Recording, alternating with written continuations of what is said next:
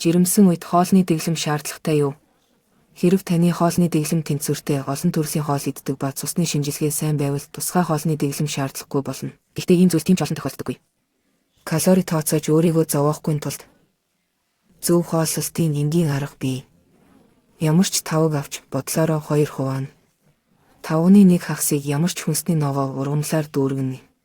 Энэ бол бид нарт эслэг юм. Нөгөө хагасыг дахин 2 хувааж 4-ний 1 хэсэгт уурэг буюу загас мах өндөг. Харин нөгөө 4-ний 1 хэсэгт нийлмэл нүүрс ус буюу будаа, гурвалжин будаа, гоймон цардуултай. Ногоо хийн. Ийм энгийн арга нь биеийн хэрэгцээг хангахад туслах бөгөөд төвөгтэй тооцоолол хийж өөрийгөө зовоохгүй байх болно. Мөн жирэмсэн байхдаа түргэн хоол, чипс, хийжүүлсэн ундаа, цагаан боловсруулсан гурилаар дадлан модны тасаар хийсэн бүтээгдэхүүнүүд бэлгөө чихэр зэргийг багасгах эсвэл бүрэнсэн хасах хэрэгтэй. Бас арх согтууруулах ундааг бүрэн хасна. Учир нь энэ нь хортой бөгөөд бага тунгаарч гэсэн ихсийн хальсаар дамждаг.